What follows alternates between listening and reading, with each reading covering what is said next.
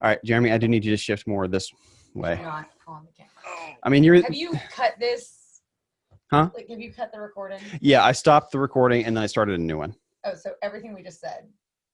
Oh yeah. So I All on continued here. All on incriminating here. myself. Oh, totally, totally. Nothing but talk about what just happened. It says recording right there, so I don't know what to tell you. You know what? I fucking hate doing recordings. Do you? Oh, I feel bad now. Welcome to the Casual Fanatics. I am Paul Stadden, that's Sydney Johnson, and that's Jeremy Brazel. I'm not giving them time to say hello. Good morning. Wherever it is. I mean, is it good? It's 2020. I don't know.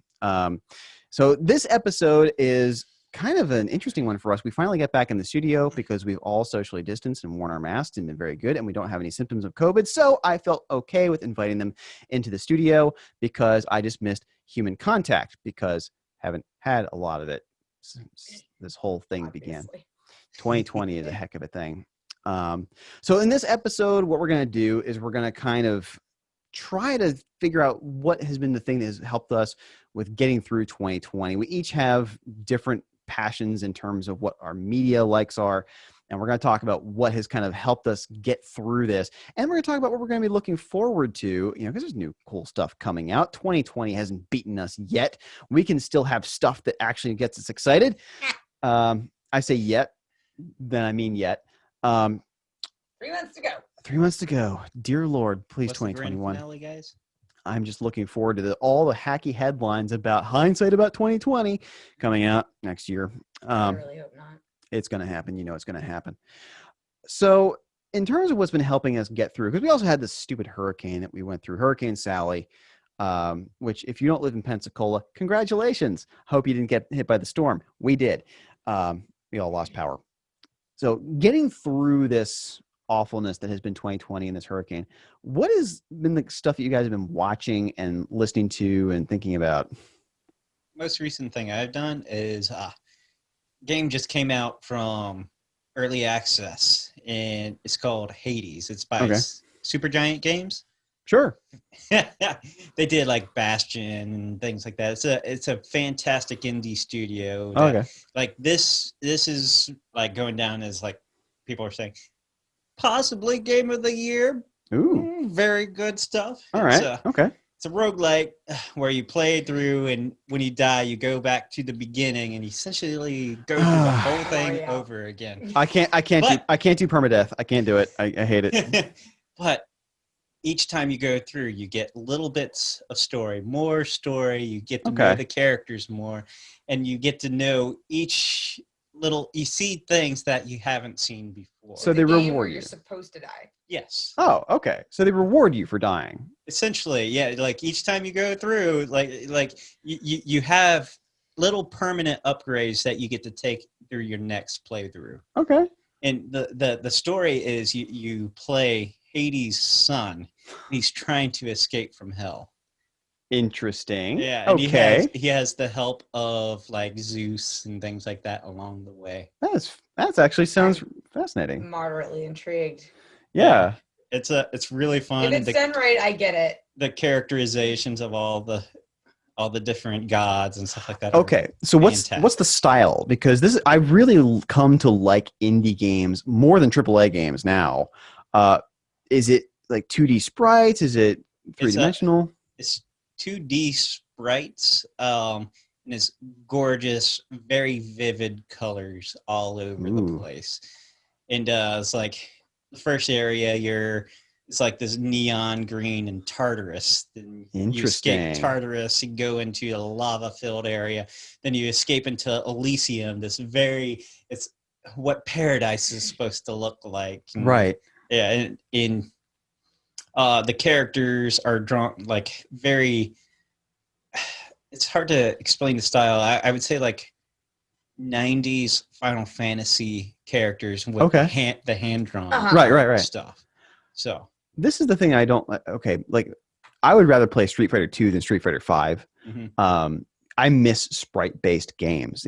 When games like Stardew Valley and Undertale came back, I thought there's something here that is missing from the big polygon based high graphic intensity kind of games, there's a charm and you get more of the artist's hand in the game. There's more character. There's more character in the character. Mm-hmm. I would much rather go back and play Sonic the Hedgehog than play Sonic Adventure. Even though Sonic Adventure was, of the 3D Sonic games, the best of them, still there's a charm and there's something there that's missing from those kind of modern AAA games. Yeah, and while it is like pixel art, it's more like hand-drawn styling. So it's not like it's not like the little dots and stuff like that. Okay. I mean, okay. And I don't want to completely crap on polygon-based games, because I think games like Okami are gorgeous to look at too. That's true. Yeah. You can do it, but I just don't think it's been done very well a lot. It's interesting you talk about that. It's a very positive sounding game for something coming from hell. But it's very sardonic at points. So it's dark, but also at the same time, there's characters that are just silly. And like, what's great is like, there's a mystery behind why he wants to escape. And he's if they knew the real reason why you're escaping, would they actually be helping you? And it's like, I don't know what's going on, but I want to know. I'm intrigued. I'm intrigued as well. Anything else that you kind of going through? Anything that's gripped you? Well, what I'm really looking for, show that I've been enjoying is Lovecraft Country. Okay.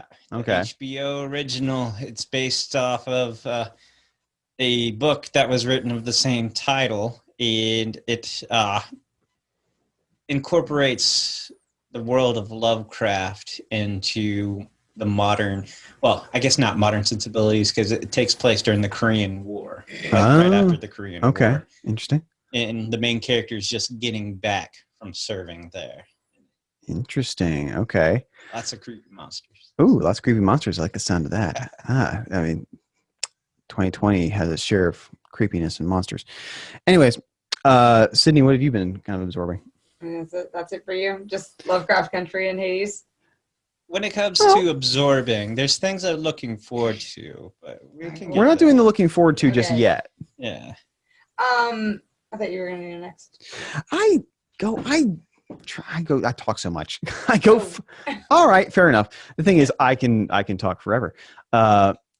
So I don't know what it is about 2020, but it's drug out of me like my old love of thrash, which I'd gotten away from because I was so into like early Metallica and Death Angel and Exodus and like these great thrash bands. And I kind of drifted away from that into like, we play this music too, is the Stoner Doom stuff, which is just like one chord drawn out over like 10 minutes. Or sometimes longer. I still need to get you to listen to Dope Smoker. You do. 63 minutes. Oh, I can't wait. One song. But there's something about 2020 that just like I needed something with energy. I needed something where, and I miss this because thrash was born out of like Cold War fear, and everything was in turmoil in the world. It was the early 80s, like race with the USSR, and you had things like you had Chernobyl that happened. You had this the Space Shuttle Challenger disaster. So you have all this stuff that's happening in the 80s that thrash then just gets like the voice of anger and youth. Mm-hmm. And I missed that because the music now is not that. I was gonna say, where's our cool music? Where's our cool music? Well, and that's the thing. I've been discovering all these thrash bands I didn't know about. I discovered older thrash bands. No, some newer ones. Oh, okay. Like Havoc, Amok, Lich King. Lich King is awesome. By the way, if you haven't seen, it's fake, but it's so worth watching. Somebody took a video of Anthony Hopkins like just dancing around to some show tune, and they put Lich King's combat mosh over top of it, and it fit perfectly. And they put like grunts, and there's like, it's just head banging. That sounds absolutely beautiful. It is. They did a phenomenal job, and people are commenting on it like it's real. Like, oh, Anthony Hopkins is a thrash band. Like, I wish he were, because it's amazing. Oh goodness. But I've been discovering all this thrash and some old thrash too. Some things I didn't know existed, which kills me. I'm like, how did I not know about you? This cool, weird band that from the 80s that I should have known about you. So rediscovering my love of thrash, the intensity and the anger, because it's such a good catharsis, especially for 2020. Having something that can be the punching bag, which is why thrash existed in the first place. And I'm like, these bands need to come back. This style needs to come back. Like we need another, like Evil was, I thought it was going to be like the next like Metallica, and they were going to bring thrash back, but they just kind of fizzled on that promise. And I love them. And they've put out a few really good albums, 2007's Enter the Grave. And then, was Infected Nations, which actually really is kind of apropos for now. 2009's Infected Nations, amazing album. On the nose, right? A little on the nose, yeah. All of the YouTube comments on the videos from that album are like, "You guys predicted it." Hey, it's happened before. It's happened. I know. Like we've had pandemics. Music that has been predicted. That's right. Less about if and more about when. Exactly. So that kind of anger, and then a lot of video games. Like I've been going through. Like I usually don't like long form video games. You guys know. I usually like it's like Sonic the Hedgehog, that kind of stuff. But I've started really trying to play through some of these games that I spent a lot of money on Steam, and in particular Resident Evil 2, the remake. So good. It's so dark and it's so creepy, and it's not the kind of thing I should enjoy. Like we talked about doing like an Alien Isolation night. Yeah. And Resident Evil 2 is a lot like that feeling of being stalked constantly, especially Mr. X. Yeah, Mr. X. You know, there's a mod for that game. Whenever Mr. X shows up on the screen, yeah, all of a sudden the music, ba, ba, ba, ba, ba, ba, X gonna give it to you. Starts playing every time. That's cute. That kind of undercuts the horror of the whole thing, though. It does. It kind of does. I guess I should run, but whatever. I've never been so scared of this song before. That's fantastic. So That's like great. But that's the kind of thing it's like this has really gotten me back to some of the catharsis kind of media that I really enjoyed. Because I kind of got away from that. I got the much more relaxing stuff. I know it sounds weird to say Stoner Doom is like relaxing, but compared to thrash, it is absolutely it's a sleeping pill. But I've really gotten back into that, and kind of like the dystopic movies, like going back and watching Blade Runner, the new Blade Runner 2049. And that's the kind of stuff that's really kind of helped me get through. I need the punching bag for 2020. I need the stuff that's going to be like, no, you get up and you fight, man. You don't let this get you down. You got to fight back. That's the kind of media I've been taking in. And stick it to the man. Exactly right. I want to hear some good double bass pedals. I'm tired of the wussy crap that's, I don't want to hear Despacito again or whatever the common new reference is for you kids. I don't know. I want to hear Atrophy. I want to hear like good 80s thrash, like kicking my butt. Because I got to walk an energetic puppy around. We just got a puppy, and that puppy needs to be walked. And I'm going to listen to some good stuff in my ears. I'm going to listen to like the Swords Black River, and I want to hear stuff that's going to get me moving. So that's me. I want the stuff that's energetic, insane, intense, and powerful. So I kind of mentioned this to you guys before we started. I've kind of sat right in between. Like I'm bouncing, I'm ping-ponging between like Stardew Valley and A Plague Tale. Gosh. And, back to The Good Place, back to, what was it Hannibal? Hannibal to, Lord have mercy. Cobra Kai. Cobra Kai is my new favorite Netflix original series.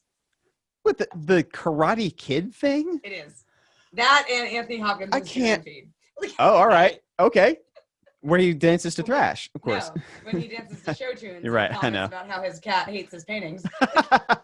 That sounds priceless. That sounds delightful. It's amazing. I want to see a charming old British man talk about paintings. It's great. I think that's where I need to go for my positivity. That's exactly where you need to go for your positivity. That's good.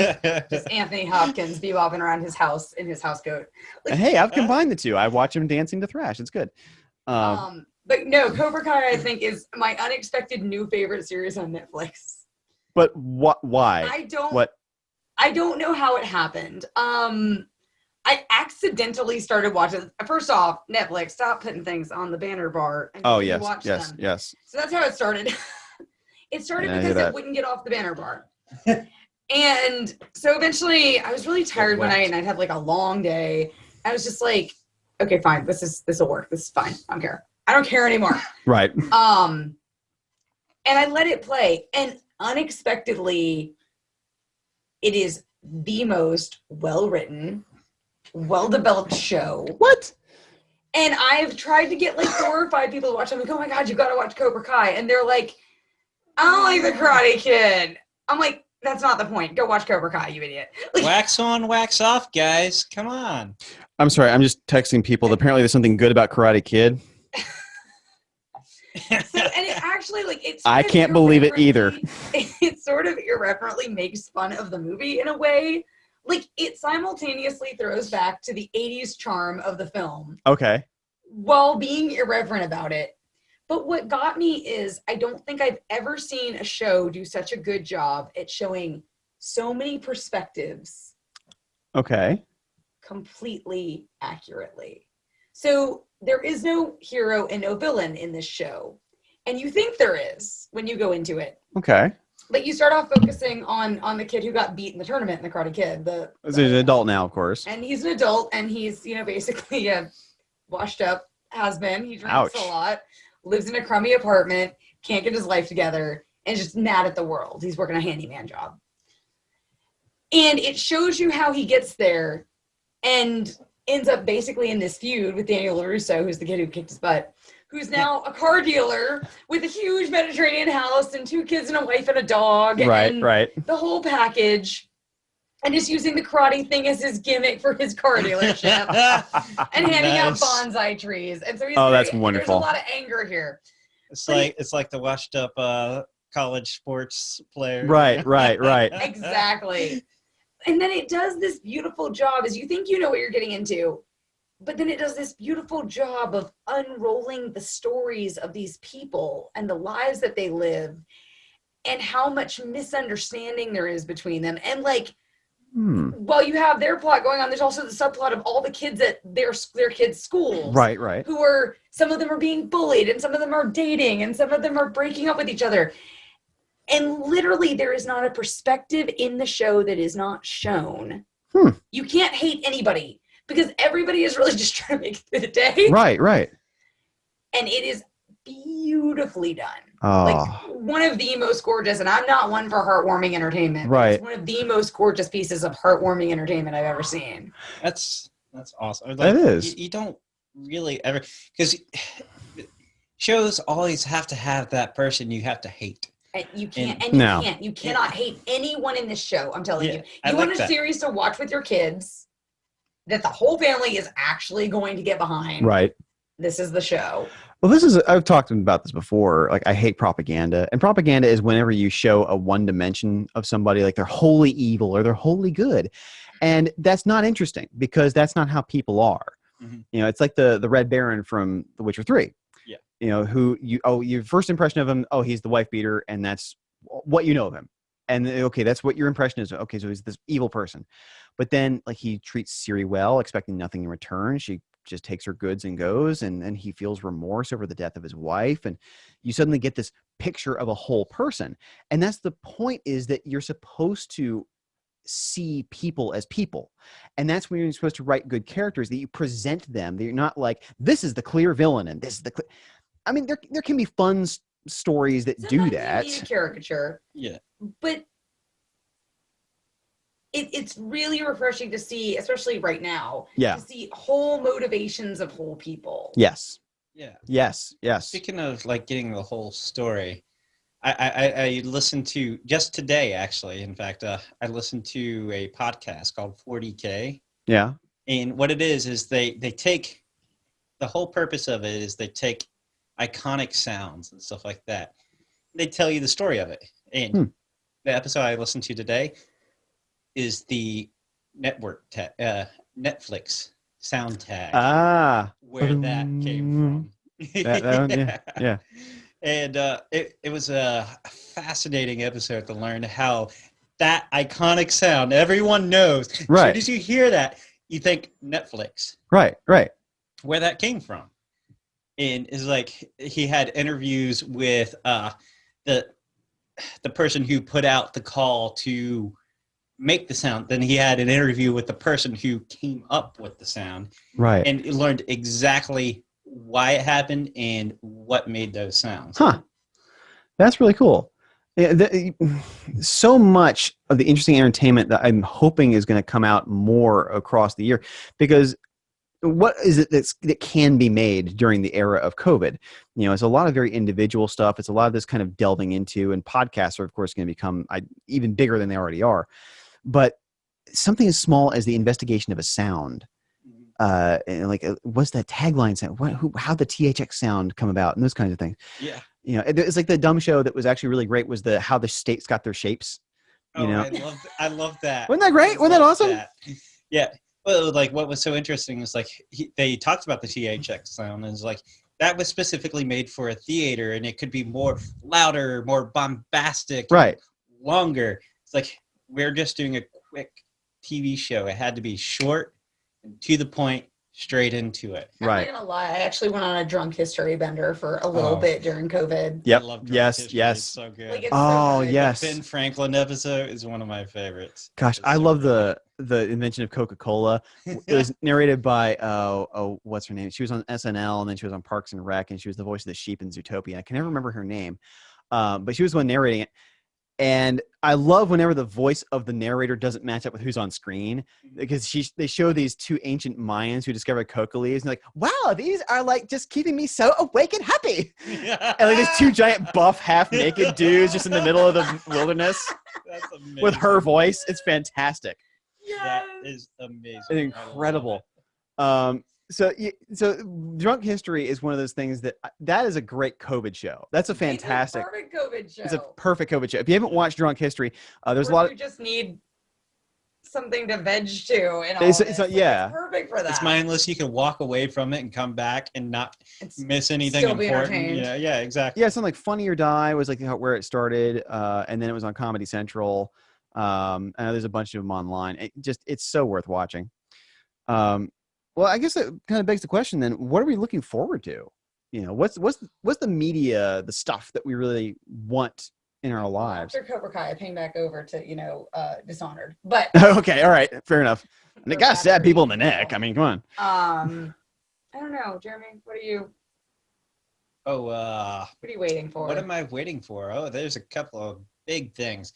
2 weeks, guys. What? We get season 2 of The Haunting of Hill House. I forgot the actual name of the season. I keep forgetting the actual name of the season. To be fair. But season 2 of The Haunting of the Hill House, that's one of my favorite Netflix shows, period. Have you watched it yet? I have not. You need to watch it. Again, I'm not a horror person. I don't you need to watch it. All right, you got to challenge me to it. It's one of those ones where you understand everybody, actually. That's another one of those shows where you get everybody's perspective. Oh, that's cool. And like some of the characters do crappy things, but you get into their mind as to why they do those. You get to see how they ended up where they are. Yeah, right. And it's none of them are like evil people. Like right. It's hard to hate any of them. Right. And tragic, actually. Yeah, actually, but it is a phenomenal show, and it's by like everything he does. But I forgot who was the director of that. I forgot the guy's name, but he does an amazing job. Everything he did like Gerald's Game on Netflix as well, which is a Stephen King adaptation. He does a lot of really good horror stuff. Okay. But other big thing is Cyberpunk. Yeah. 2077. Assuming we ever get it. Yeah. Cyberpunk 2077. That's the release date, by the way. I mean, it's in the future. I get to look forward to it, whether it actually comes out or not. November, maybe. I have hope. It's not quite as bad as The Last Guardian yet. So no, we're not to like Duke Nukem Forever levels of development hell here. So at least it's going to be a good game when it does come out. Yes, unlike Duke Nukem Forever was. So, all right. Well, I'm looking forward to actually some later things. I know it's dumb, but I really am looking forward to the Cuphead show on Netflix. Seriously, because you don't get Saturday morning cartoons anymore, really. I mean, like you don't get good cartoons, and to have something that every influence of that show, the game, original Cuphead, was from the greatest era of animation, the Max Fleischer 30s cartoons of where everything was just completely hand done by the greatest animators, the greatest artists to ever put ink to pen. And yes, I know Disney's great with the 9 Old Men. Whatever, shut up. It's Fleischer cartoons are the correct objective answer to greatest cartoons ever made. And that everything is from that. And to have that in a new show, the last time we got something like that was the Twisted Tales of Felix the Cat in the early 90s, which was trying to go back to the old 30s style, 20s style Felix the Cats, as opposed to the 50s limited animations Felix the Cats.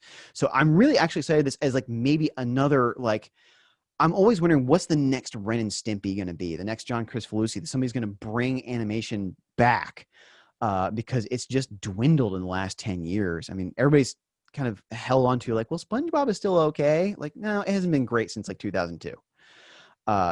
So what is the next thing that's going to be the great next animated thing? So Cuphead. Cuphead, I hope. What else are you looking forward to? Thanks for stopping me. I realize it. She's like, we got to stop him now because he'll just go on about it forever. Cuphead. I will. Usagi Yojimbo is supposedly getting a Netflix show of some form or another. So a lot of like the animated stuff I'm really looking forward to. And I'm really looking forward to discovering more bands. Like, I want more good rock and metal bands. And like, Greta Van Fleet got me excited because I'm like, here's a band that sounds like Led Zeppelin. Can we please get more of these bands that I don't necessarily need them to sound like a specific band, but like bringing rock to the youth? Like you go to a Greta Van Fleet show. Well, you can't right now because of COVID, but you see their fans are like 14-year-olds, and I'm like, there are no new rock bands that have that. Mm-hmm. And if we can please get more bands like that.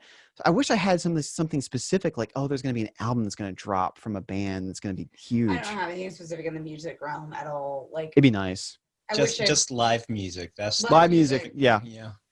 Who cares playing? You know, not a DJ. Public. Yes. No DJs. No DJs. I want real instruments. You know. Actual band. I want actual them bands. Smacking those drums hard. You know. Yes. Real bands existing in time and space. So that's what would excite me the most. I guess mine's more. It's cartoons and hypothetical things. Yeah. I'm looking forward to being back out seeing shows again. Yeah. Just the whole live thing. All of the live entertainment, all of the real entertainment. Yeah. I would like to see. I hear they're doing a season 3 of Cobra Kai. Ooh. Okay. Go watch the first. I need to. Netflix bought it. You sold me. I actually think you'll like it for a change. Like for a change, I actually think you'll like something I recommend. Challenge is not going to be torture. This is good. We're not trying to torture each other. I think you'll like that and Hunting of Hill House. All right. Okay. I don't know. I don't know that I've seen a lot that I'm just like, oh, I have to, like, even when I see what's coming out on Netflix or what's coming up, like, there's not a ton that's really gotten me excited other than Hill House, which I've been waiting on since long before COVID. Right. I stole that one from you. Sorry about that. It's okay. I'll let you have it. Oh gosh. We're both allowed to be excited about the same thing. It's true. Yeah. The more excitement, you know. So we'll leave you with this, that we're excited about stuff coming up. And fandom is such a weird thing. It seems like a lot of times fandom is the less you like of something, the more of a true fan you are, which is a frustrating thing. And we get a lot of this in the metal community. And maybe it's just because that's where I notice it a lot. Like, oh, you like that band, you're not a real metal fan, you know. And I don't want to be, nobody wants to be like that. Let's try to be positive about the fandom of stuff. Be excited. Be a little kid, you know. Be happy that stuff is going to be coming out, and let other people have their excitements over stuff that you may not find. I'm going to get on a soapbox, and it's really easy for me to do so. 2020 does that to us. We get to talk to people again in person for the first time in a long time. So it's been fun. Anyway, we are the Casual Fanatics. This is Paul Stadden. That's Sydney Johnson. That's Jeremy Brazel. And until then, stay casual. It's my new tagline. Every episode. Stay casual, Pittsburgh. All those parts. Every single one of it. Wherever. No. We're done. No, we're done.